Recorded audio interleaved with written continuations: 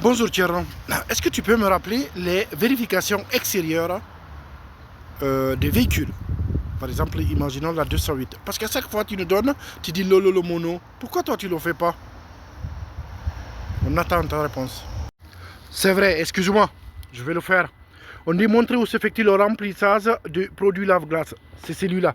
Le remplissage du produit lave-glace. C'est celui-là.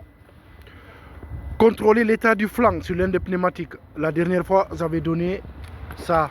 J'avais dit c'est ça les flancs des pneus. C'est ça contrôler l'état. Vous allez dire qu'il n'y a pas de hernie ni de déchirure. Le pneu, il est bien gonflé. C'est ça le flanc d'un pneumatique. Après, on te dit vérifier l'état, la propriété vérifier l'état et la propriété des plaques d'immatriculation. Dans ce cas, tu n'as rien à faire. Tu viens juste dire que les plaques sont bien fixées. Voilà, qui sont en bon état. Tu fais l'avant. Et bien sûr, tu fais l'arrière aussi. Je m'excuse de montrer ma plaque, mais j'ai rien à cacher moi. Après, on dit contrôler, montrer où s'effectue le contrôle du niveau du liquide de frein. Contrôler où s'effectue le niveau du liquide de frein. C'est ça. Si tu as du mal à comprendre, regarde ce logo-là. Il est comme sur le tableau de bord. C'est ça là le liquide de frein. Il faut dire qu'il est entre le minimum et le maximum, toujours quand on te parle de niveau. Après, on te dit contrôler l'état de tous les balais d'essuie-glace. Là, tu vas descendre, tu vas vérifier, là, ça, les balais. Mais tu n'es pas obligé d'oublier le capot, hein? D'accord? Moi, j'ai ouvert le capot, c'est pour pouvoir tout faire pour mes abonnés qui sont très très gentils avec moi. Et n'oublie pas celui de derrière aussi. Surtout pas celui-là. Voilà, celui-là. Après, il te dit montrer où s'effectue le remplissage du liquide de refroidissement. C'est celui-là, là. Ça, c'est le liquide de refroidissement. Il faut qu'il soit entre le mini et le maxi. C'est celui-là.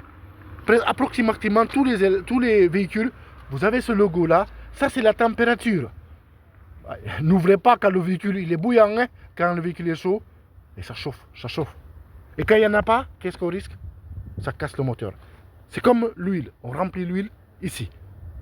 Quels sont les risques s'il n'y en a pas? C'est casse-moteur. Ici, c'est le niveau d'huile. Il faut juste dire à l'inspecteur qu'il est entre le mini et le maxi.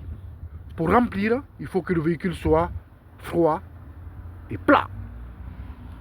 Après, là, comme on avait dit la dernière fois, quand on vous demande la batterie, elle est ici. Elle est toujours côté droit. La batterie, elle est là. Il y a des fois, il y a un couvercle ici, mais la batterie, elle est ici. Pour les marques françaises. Après, pour les marques allemandes, il y a des fois, ça doit être derrière ou sous le siège. Mais c'est ici. Pour le changement d'ampoule, regarde les feux, les fils. C'est ça, là, les changements d'ampoule. Que ce soit à l'avant ou à l'arrière.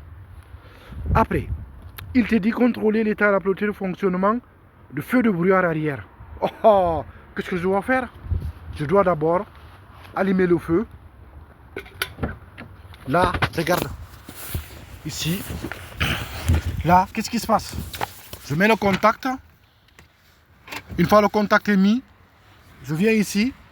J'allume le feu. Là, le feu d'anti-brouillard, c'est ici. Je rappelle que pour les C3, les autres véhicules, il faut appuyer 2 fois. Pour qu'il y ait le feu de brouillard arrière, c'est celui-là. Maintenant, je descends du véhicule. Je viens ici. Je montre l'inspecteur. Ces véhicules-là, le feu d'anti-brouillard, il est ici. C'est celui-là. On a dit juste le montrer. Le voyant c'est là-bas. Et j'en profite pour, si c'est une question extérieure, le voyant moteur, le voyant d'anti-brouillard. Donc là, on voit que l'anti-brouillard, il est allumé. Sur ces véhicules, c'est les 208. Sur les C3, il est côté, je crois, gauche ou droite. Après, si l'inspecteur te demande par où verrouiller les portes, c'est ici, là. Ça, c'est la sécurité enfant. Comme on avait dit la dernière fois, ça, c'est l'isofix. C'est ici, là, quand on vous le demande. Là, c'est pour l'appui-tête. Ici, là, là. Ça, c'est pour l'appui-tête. Après, là, c'est pour mettre le véhicule, le rétro en mode nuit. C'est ça la mode nuit. Quel est son risque? C'est pour éviter d'être ébloui par les personnes qui sont derrière toi, par le suiveur. Après, on me dit d'allumer les feux. Quand vous avez des questions extérieures concernant les feux, on les allume d'abord avant de sortir. Parce qu'on vous dit contrôler l'état, la propreté, le fonctionnement. Pour savoir le fonctionnement, il faut impérativement allumer les feux. C'est-à-dire que c'est ici, là. Pour les véhicules français, plus souvent, ils sont là. Le C3, 208 que je connais. Là, si vous voulez allumer le feu de position, il est là. Ces véhicules-là, ils n'ont pas de feu de position. C'est les feux d'urne qui les remplacent. Et là, une fois, ça c'est le feu de croisement. Il est là. Feu de route, bim, il est là. C'est comme ça on allume les feux. Comprenez? Quand c'est une question extérieure, vous sortez, on vous a dit, qu'est-ce qu'on vous a dit? On vous a dit contrôler l'état, la propreté, le fonctionnement de feu. Donc là, comme je dis, hein, j'ai pas peur de montrer ma plaque. Voilà. Je montre ma plaque, il n'y a aucun souci, le véhicule il est à règle, il n'est pas volé. Donc là, pour les feux, là, celui-là, là, le plus fort, ça c'est le feu de route. On a dit contrôler l'état, la propreté, le fonctionnement des feux de route. Mettez-vous là pour voir les deux. Comme ça, vous montrez avec vos deux mains que le feu, il est en bon état. Pourquoi il est en bon état? Ça veut dire qu'il n'est pas cassé. C'est ça le bon état, il n'est pas cassé. Le fonctionnement, parce qu'il est allumé. Après, la propreté, bon, celui-là, il est un peu sale. Mais c'est pas grave. Vous dites qu'il est propre quand même. D'accord? Après ça, ce sont les feux de croisement. Ces qui sont là, ça, ce sont les feux de croisement. C'est les mêmes principes. Contrôler l'état, la propreté, le fonctionnement. Si on vous dit de montrer les feux d'urne, sur ces véhicules-là, les 208, les feux d'urne, ils sont ici. C'est ça les feux d'urne. C'est pour ça qu'il n'y a pas de feu d'anti-brouillard pour ces véhicules-là. Après, pour les C3, les feux d'urne, ils sont ici, là. Dès qu'ils sont allumés, vous les mettez là. Je vous conseille sincèrement, quand vous voulez allumer le feu d'urne, il y a des fois, n'hésitez pas à mettre le véhicule, à allumer le véhicule. Sinon, il y a des fois, il y a des feux d'urne qui ne marchent pas.